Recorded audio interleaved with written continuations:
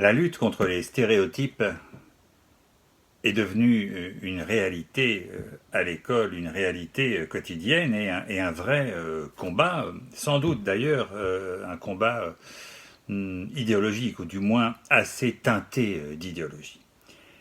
De quoi est-il question? Eh bien, on veut lutter contre l'autocensure que les petites filles exercent sur leur orientation lorsque finalement elles décident ou elles décrètent qu'elles ne veulent pas particulièrement faire des études d'ingénieur, mais préfèrent devenir infirmière ou professeur de français ou institutrice ou n'importe quoi d'autre. Mais en tous les cas, pas quelque chose qui connote une ambition sociale démesurée.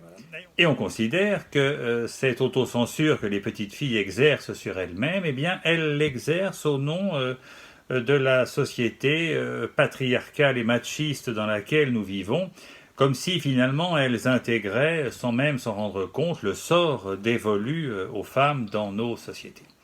Alors, il y a bien évidemment quelque chose de réel et quelque chose même d'intelligent dans cette dénonciation des stéréotypes de genre.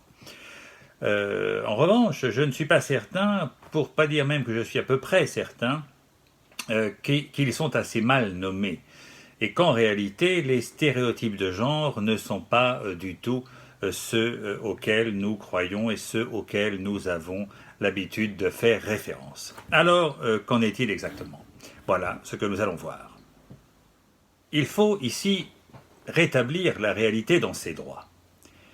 La réalité est que tous ceux, pas seulement les petites filles, tous ceux qui ne se sentent pas appelés à jouer les premiers rôles parce que leurs résultats scolaires ne leur permettent pas de l'envisager, eh bien tout cela en réalité n'imagine pas avoir des ambitions démesurées, et voire même tout cela s'autocensure, tout cela font acte de modestie et pêchent même parfois, nous pourrions le dire, par excès de modestie lorsqu'ils s'interrogent sur leur orientation.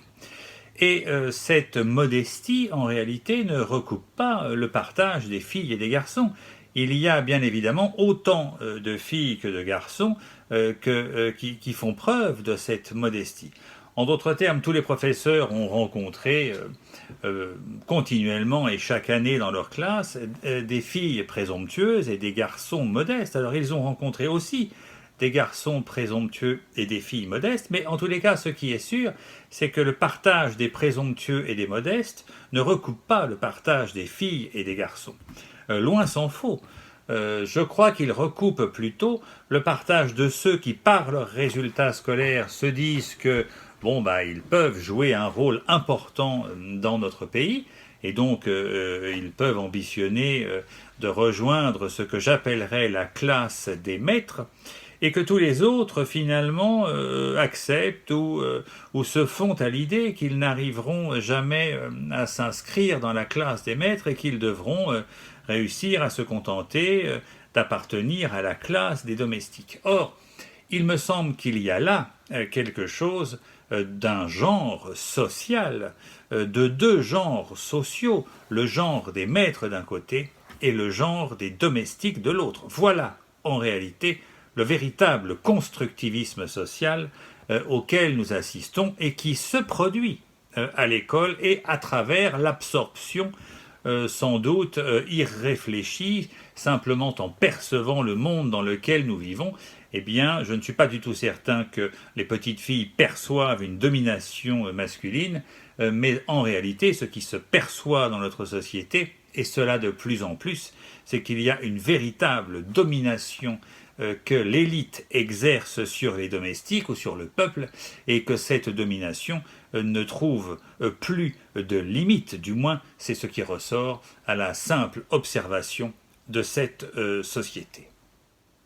À regarder ce qui se passe dans les écoles, donc, cette espèce de frénésie autour des stéréotypes de genre et de la critique de ces stéréotypes, fondés essentiellement sur des bases sexistes, eh bien, on ne peut que déplorer qu'en réalité, ce combat-là occulte, voire place en arrière-plan le véritable combat pour la liberté qu'est la lutte contre la servitude, la lutte contre l'exploitation, c'est-à-dire l'union possible des domestiques pour essayer de conquérir ou de reconquérir leur liberté contre une classe de maîtres qui ambitionne de plus en plus de les en priver. Voilà. Comment se fait-il que finalement la France, qui a été la grande pionnière de la lutte pour la liberté, de la lutte contre les inégalités sociales, comment se fait-il que la France ait renoncé aussi facilement à cette lutte pour s'enfermer exclusivement dans la lutte contre les stéréotypes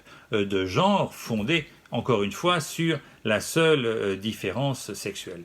Je crois qu'il y a là une réorientation de l'école qu'il serait important de conduire, puisque de fait, si le genre des maîtres et le genre des domestiques se construisent à l'école par les résultats scolaires, eh bien, il va de soi que l'école peut engager la lutte pour déconstruire ce qu'elle a construit, et s'il y avait un sens à donner à la déconstruction, eh bien ce sens s'anoblirait s'il prenait cette direction de la déconstruction des stéréotypes de genre de maître et de genre de domestique. Réorientons donc le combat. Le premier des combats n'est pas le combat des filles contre les garçons. Le premier des combats est le combat des domestiques contre ceux qui les asservissent. Voilà le véritable sens de la libération. Voilà le véritable sens d'un progrès de la liberté. De ce point de vue-là, la guerre des sexes n'est pas le premier combat.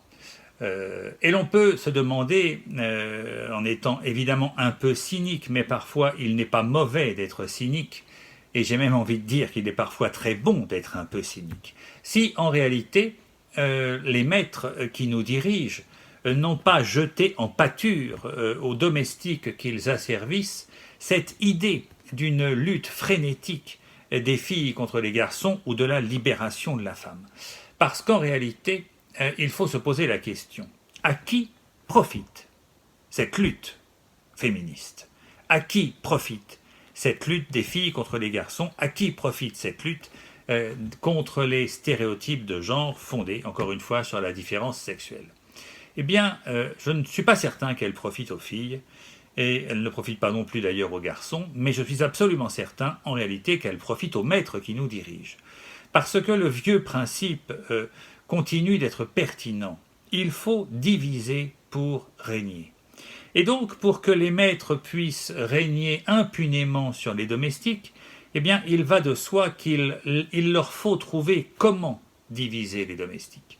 Or, il n'y a pas mieux pour diviser les domestiques que de dresser les filles contre les garçons, que d'organiser et d'entretenir la guerre des sexes. Parce que précisément, comme on trouve dans le genre des domestiques autant de filles que de garçons, comme les gens poussés à la modestie de leurs ambitions par leurs résultats scolaires sont autant des filles que des garçons, eh bien il va de soi que si les filles et les garçons pouvaient s'unir, ils pourraient alors peut-être se libérer ensemble, et que pour empêcher qu'ils se libèrent ensemble, eh bien il faut essayer de les dresser les uns contre les autres.